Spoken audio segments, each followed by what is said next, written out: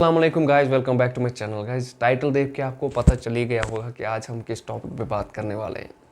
Guys, आज हम बात करने वाले हैं कॉन्स्टिपेशन, यानी जिसको कब्ज़ कहा जाता है।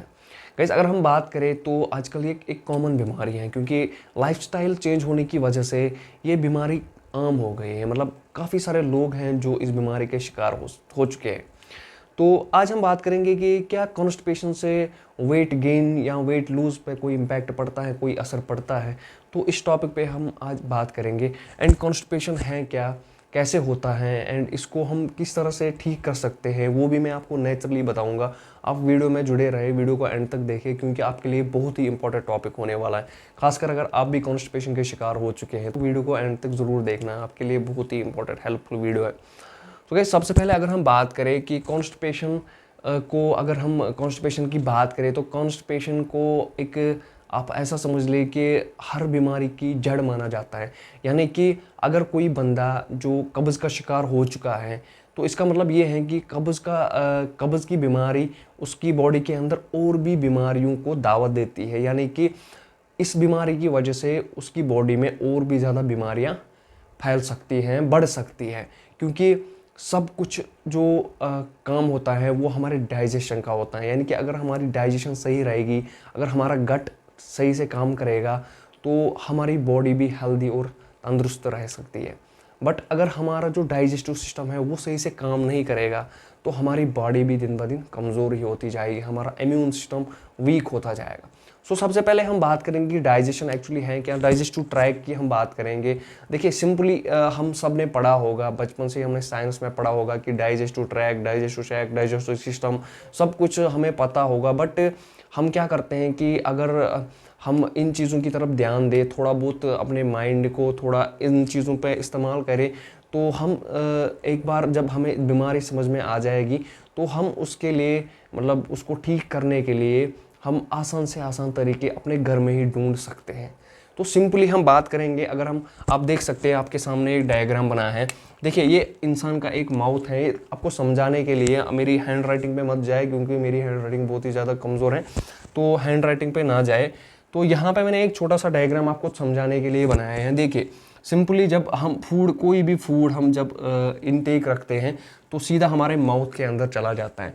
माउथ के अंदर जाने के बाद क्या है कि हमारे बॉडी के अंदर, हमारे माउथ के अंदर सलाइवा होता है जो उसके साथ मिल जाता है, जो कि फूड को ईजिली मूव करने में हेल्प करता है, आगे उसको आगे जाने में हेल्प करता है, स्मूथ बनाता है। ठीक है, तो यहाँ पे क्या है कि ईसोफिगस को पार करने के बाद जो फूड है वो हमारे स्टोमक के अंदर चला जाता है। स्टोमक के अंदर एक एसिड होता है जो कि हमारे फूड को ब्रेक डाउन करता है, छोटे छोटे पीस में डिवाइड करता है। ठीक है, तो छोटे छोटे पीस में डिवाइड करने के बाद सीधा जो फूड है वो हमारे स्मॉल इंटेस्टाइन के अंदर चला जाता है।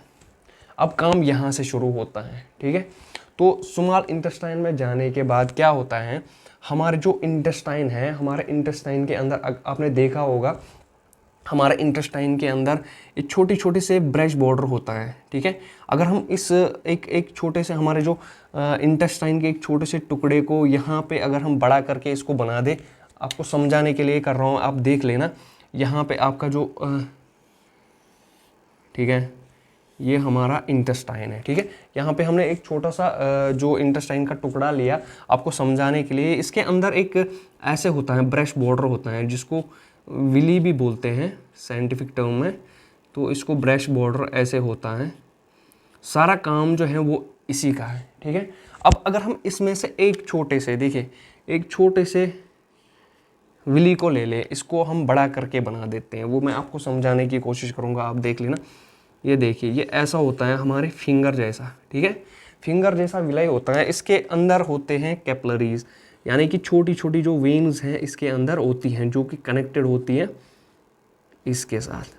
ठीक है, ये इनर लेयर जो हमारी जो इंटेस्टाइन का इनर लेयर है उस पे होते हैं।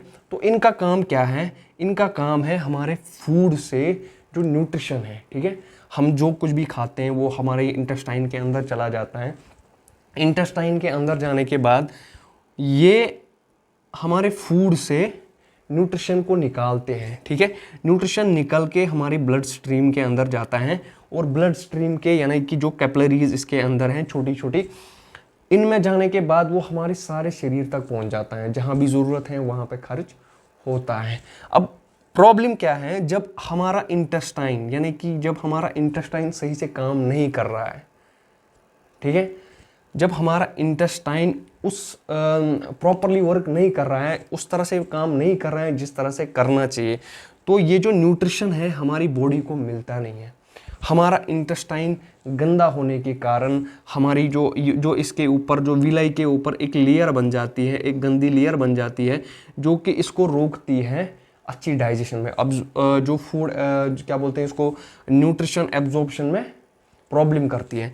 तो जो विलय हैं ये अच्छे से काम नहीं कर पाते हैं। जब आपका इंटेस्टाइन के अंदर गंद भरी हो तो आपका जो इंटेस्टाइन है वो प्रॉपरली काम नहीं कर पाता है, एंड हमारे फूड से जो भी न्यूट्रिशन हमें मिलने वाला है वो हमें मिलता नहीं है।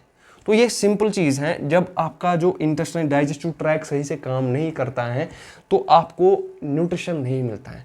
अब जब आपको न्यूट्रिशन मिलता नहीं है, ठीक है, तो आपकी बॉडी दिन ब दिन कमज़ोर होती जाती है, आपका जो इम्यून सिस्टम है वो कमज़ोर होता जाता है, क्योंकि आपकी बॉडी को जो चाहिए था वो नहीं मिल रहा है, क्योंकि आपका जो डाइजेस्टिव सिस्टम है, डाइजेस्टिव ट्रैक है, वो सही से काम नहीं करता है, ठीक है। अब इसको सही से काम कैसे करवाए, ये भी पॉइंट बनता है कि अब ये काम कैसे सही से काम कैसे करेंगे। देखिए, हम देखते हैं कि आजकल जो लाइफस्टाइल चेंज होने की वजह से एक्टिविटी लोग बहुत कम करते हैं, ऑर्गेनिक चीज़ें मिलना बंद हो गया है, मतलब प्रॉपर 100% ऑर्गेनिक चीज़ें आजकल मार्केट में मिलती नहीं है। सब जो फास्ट फूड हैं, फ्राइड फूड हैं, उसको ज़्यादा प्रेफर किया जाता है। मोस्टली लोग यही सब चीज़ें कंज्यूम करते हैं, जिससे हमारा जो गट है, गट हेल्थ है, वो कमज़ोर होती जाती है, ठीक है। गट हेल्थ कमज़ोर होने की वजह से हम अक्सर कॉन्स्टिपेशन के शिकार रहते हैं, ठीक है।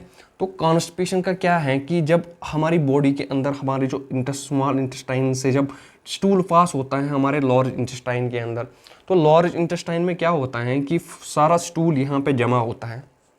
अब यहाँ पे ज़्यादा टाइम रुकने से क्या है कि जो इंटेस्टाइन है, लार्ज इंटेस्टाइन है, ये हमारे स्टूल से जो वाटर है सारा एब्जॉर्ब कर लेता है, एंड जो स्टूल है वो सूख जाता है, ड्राई होता है। अब ड्राई स्टूल को पास करने में बहुत ज़्यादा दिक्कत होती है।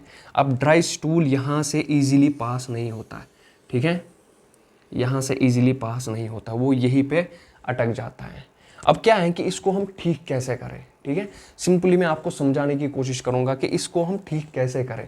देखिए, एक तो सिंपली हमें अपनी जो लाइफस्टाइल है उसको चेंज करना पड़ेगा, यानी कि हमारा जो खाने का जो तरीका है, हम क्या चीज़ें खाते हैं, कब खाते हैं, ये सब इस पर डिपेंड करता है कि कौन सी चीज़ हमें खानी चाहिए एंड कब खानी चाहिए। सबसे पहले हमें अपने लाइफस्टाइल को चेंज करना पड़ेगा। जब हम अपने लाइफस्टाइल को चेंज करें, यानी कि हम फास्ट फूड को अवॉइड करेंगे, ऑर्गेनिक जो नेचुरल चीज़ें हैं वो खाना शुरू करेंगे, ठीक है। इसमें सबसे इंपॉर्टेंट चीज़ क्या है कि जो आपको हेल्प करेंगी कॉन्स्टिपेशन से छुटकारा पाने के लिए, तो इसमें सबसे पहली चीज़ जो है वो है आपने बहुत ज़्यादा मात्रा में जो फाइबर फूड है, फाइबर फूड इनटेक आपने बहुत ज़्यादा रखना है, ठीक है। जब आप फाइबर फूड ज़्यादा खाएंगे, फाइबर फूड आपके गट को, आपके डाइजेस्टिव ट्रैक को हेल्दी एंड स्टूल को पास करने में बहुत ज़्यादा हेल्प करता है। इसके बाद जो सेकंड आता है, सेकंड है वाटर। वाटर आपके शरीर में अगर हम देखें तो 70% वाटर है। जब आपकी बॉडी में वाटर बहुत ज़्यादा होगा तो आपका स्टूल इजीली पास होगा, स्टूल का जो वेट है वो ज़्यादा बढ़ेगा एंड इजीली पास होगा। आपका डाइजेस्टिव जो सिस्टम है वो डाइजेस्टिव सिस्टम आपका क्लीन रहेगा, नीट एंड क्लीन रहेगा। आपकी जो इंटेस्टाइन है वो साफ़ रहेंगे। जब वो साफ़ रहेंगे, आपका जो विली है ये भी अच्छे से काम करेगा, आपको न्यूट्रिशन भी अच्छा से मिलेगा, आप इजीली वेट गेन भी कर पाओगे एंड इजीली आप वेट लूज़ भी कर पाओगे। ये आपको weight gain and weight lose करने में भी बहुत ज़्यादा हेल्प करेंगी। इसके बाद अगर मैं आपको तीसरा बताऊं वो है एक्सरसाइज, रेगुलर एक्सरसाइज। अगर आप रेगुलर एक्सरसाइज करेंगे तो उससे भी आपको बहुत ज़्यादा हेल्प मिलेगी। एंड एक्सरसाइज करने से आपको पता ही है उसके जो बेनिफिट्स हैं, मैं कितनी वो सारे वीडियोस में बता चुका हूँ। एक्सरसाइज के बहुत ही ज़्यादा बेनिफिट्स हैं, आपके ऑर्गन एक्टिव हो जाते हैं, इम्यून सिस्टम आपका स्ट्रांग हो जाता है, आपका ब्लड सर्कुलेशन सही रहता है। तो ये सब चीज़ें जब सही से होंगी तो ईजिली आपका ओवरऑल जो बॉडी है वो हेल्दी रहेगी। सो गाइज़ ये वीडियो मैंने इसलिए बनाया क्योंकि काफ़ी सारे जो स्टूडेंट हैं मुझे कहते हैं कि सर हम वो चीज़ खाते हैं, ये चीज़ खाते हैं, सब कुछ खाते हैं, फिर भी हमारा वेट गेन नहीं हो रहा है। तो उसके पीछे ये रीज़न भी हो सकता है कि आपका जो डाइजेशन है वो सही नहीं है, आपका जो जीआई ट्रैक है, आपका जो जीआई ट्रैक है यानी गैस्ट्रिक इंटेस्टाइनल ट्रैक जो है आपका, वो सही से काम नहीं कर रहा है। अगर ये काम नहीं कर रहा है तो आपकी बॉडी दिन ब दिन वीक होती जाएगी, आपको अच्छे रिजल्ट नहीं मिलेंगे क्योंकि न्यूट्रिशन आपको नहीं मिल रहा है। अगर आपको न्यूट्रिशन, आपकी बॉडी को अच्छे से न्यूट्रिशन मिलेगा तो आप डेफिनेटली वेट गेन भी कर पाएंगे एंड वेट लूज भी कर पाएंगे। अब कॉन्स्टिपेशन से छुटकारा पाने के लिए आप नेचुरली अपने डाइटरी पैटर्न को चेंज कर सकते हैं, अपनी लाइफस्टाइल को चेंज कर सकते हैं। इसमें आपकी जो इम्पोर्टेंट चीज़ है, और एक भी इम्पोर्टेंट चीज़ है इसमें, वो है स्लीप।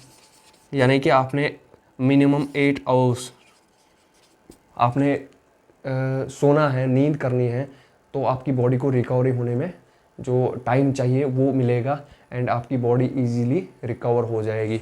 सो ये 4 चीज़ें हैं जिन पे आपने फोकस करना है, यानी कि रिच फाइबर फूड आपने इनटेक रिच फाइबर फूड का रखना है ज़्यादा, वाटर आपने बहुत ज़्यादा लेना है एंड एक्सरसाइज आपने रेगुलर करनी है एंड जो स्लीपिंग आवर्स हैं उनको भी आपने अच्छे से इस्तेमाल करना है। तो सोना है अच्छे से 8 घंटे, मिनिमम 8 घंटे। आप अगर रिसर्च के थ्रू आप देखेंगे तो रिसर्च कहते हैं कि मिनिमम 8 घंटे इंसान को सोना चाहिए क्योंकि हमारी बॉडी रिकवर हो जाती है।